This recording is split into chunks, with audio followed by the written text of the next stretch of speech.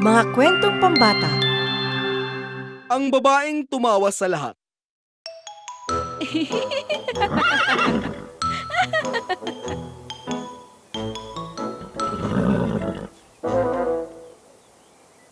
Stephanie, ang bastos naman yan.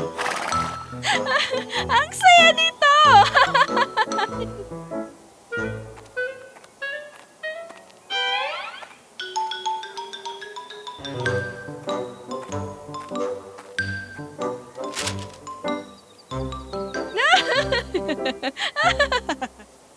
Isang oras ko nang sinusubukang gawin ito.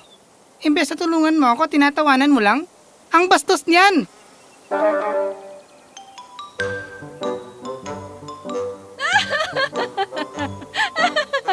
Nakakatawa!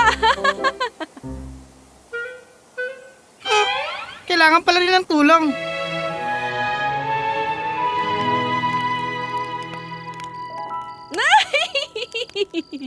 Sus Mariosep, Stephanie, bakit hindi ka man lang makakain nang hindi tumatawa? Iniisip ng buong baryo na baliw ka. Walang alat ang sabaw na ito. Ay! Pasensya na! Kukuha ako! Hindi mo kailangang insultuhin ako sa pamamagitan ng pagtawa sa pangit kong sabaw! Isang araw, habang nasa gubat si Stephanie upang mangalap ng kahoy, Ah! Oh!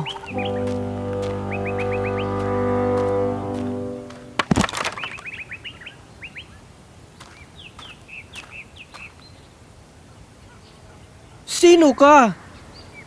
Ako si Stephanie. Huwag ka munang magsalita. Dadalhin muna kita sa baryo. Prinsipe, mapalad kayo at hindi gaanong malalim ang sugat niyo. Kailangan niyo magpahinga ng ilang araw. Gagaling din kayo agad. Ang digmaan. Nawala ang kaharian ko, ang mga tao ko, lahat.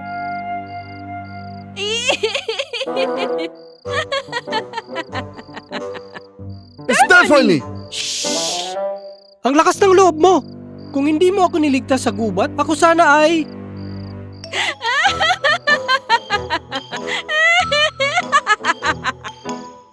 Stephanie! Tumigil ka!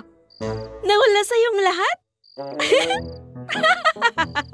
At iniisip mo pa rin iyon ang problema mo? Kung meron pang iba, may liligtas ka ba nun sa bagyo? Hindi naman, di ba? Kaya anong pinagluluksa mo?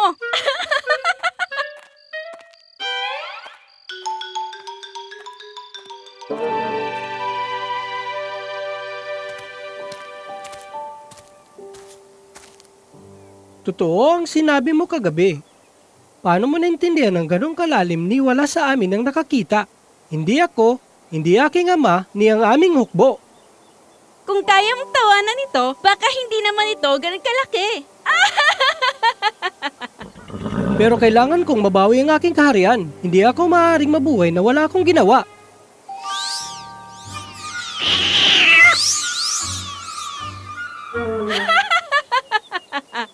Hindi ba't nakakatawa siya? Hinahanap niya ang bagay na nasa kanya pala. Ang kulit naman!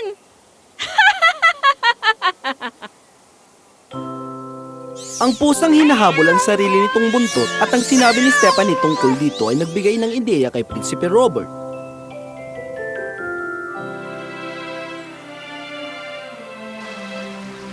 Maaaring nakuha nila ang kaharian, pero nasa atin pa rin ang mga tao, silang lahat, mga bantay sa palasyo, kusinero sa kusina, mga ngalakal, lalaki, babae at mga bata. Kaya pa rin natin manalo rito.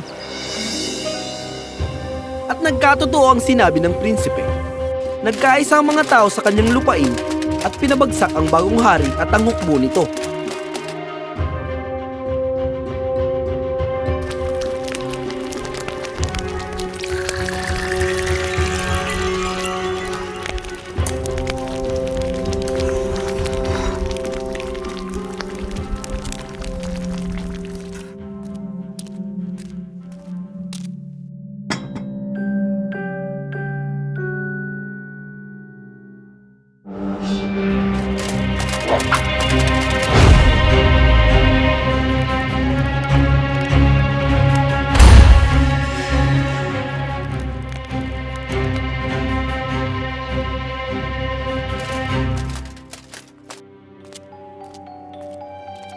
Kinuha mo ang isang kaharian, pero hindi ang mga tao nito. At dahil doon, natalo ka.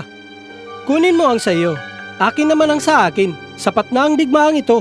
Umalis ka. Pamunuan ang iyong bayan ng mapayapa. Pero tandaan mo, kapag bumalik ka bilang kaaway, hindi kita papatawarin.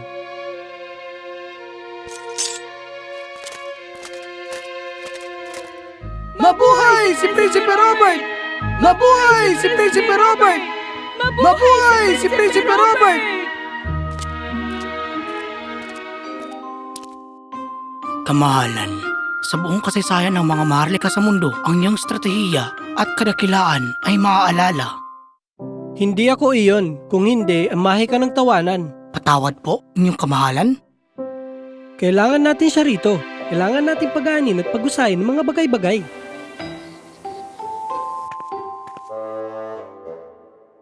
Kaya, ipinatawag ni Prinsipe Robert si Stephanie sa maharlikang palasyo. Stephanie, sa aming kaharian, naging masyado kaming seryoso, naging hangal. Kailangan namin ng iyong karunungan. Pakiusap, manatili ka rito ng ilang buwan at ipakita mo sa amin ang tamang landas. Kaya, nanatili si Stephanie at maraming nabahala rito.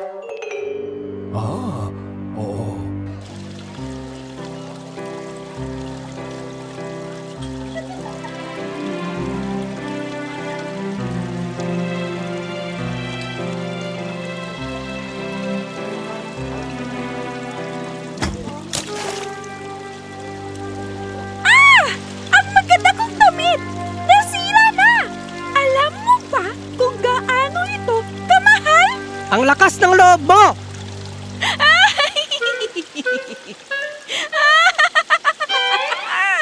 Kamahalan, nangangamba po ako na hindi ito naaangkop. Stephanie, ano bang ikinatutuwa mo? Aba! Mukhang may magandang panlasa ang inumin!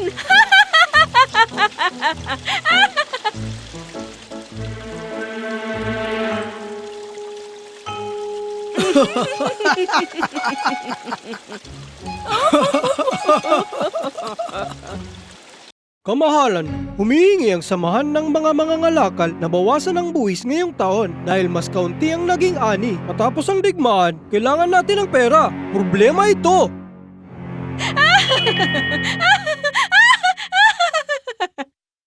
Kamahalan, hindi po ito naaangkop.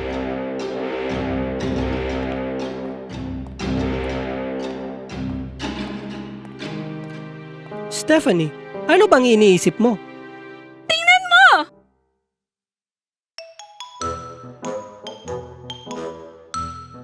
Iniisip nitong kaya niyang lumipad! Ano ba yan? Hindi maintindihan. Sino ba siya? Kamahalan, nag-uusap tayo sa isang seryosong bagay. Paano naging kaugnayan ang tungkol sa isang asong tumatalon? Hindi makakalipad ang aso, kaya bakit pipigilan ng ibon sa paglipad? Patawad po inyong kamahalan. Tayo ang mangdirigma, tagapangasiwa. Hindi natin trabaho ang kumita ng pera. Ang mga mangangalakal ang gumagawa nito. Kaya ipabayan natin sa kanila ang paglikom ng perang kailangan sa kabangyaman. Huwag tayong tumulad sa mga hangal na gustong lumipad.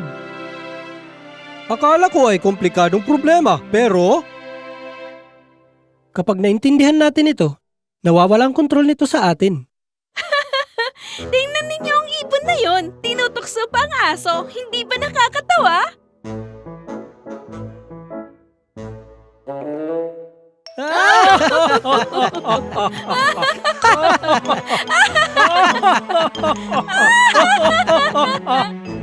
Yan talaga ang kailangan natin para ayusin ang ating kaharian. Mas maraming tawa, mas maraming saya.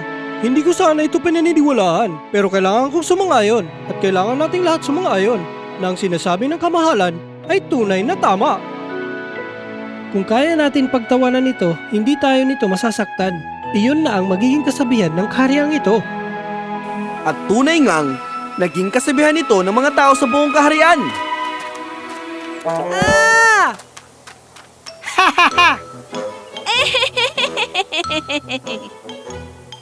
Nakakatawa talaga!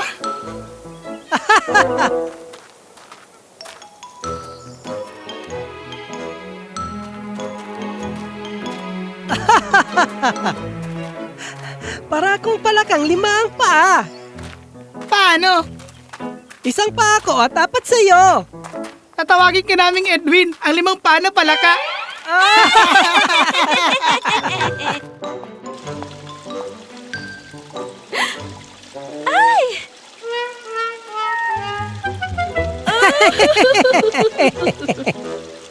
Aba, kahit papaano, hindi ka na makakalamang sa amin ngayon. Alam mo ba, sa tingin ko, mas magaling pa akong sumayaw nang walang takong.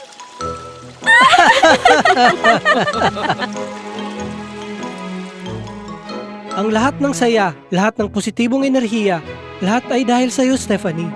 Salamat. Ngayon, pwede ba akong magtanong? Pakiusap, wag mo itong pagtawanan. Ano? Pwede ba kitang pakasalan? Minsan, kapag tinatawanan mo ang buhay, mas nagiging magaan itong harapin.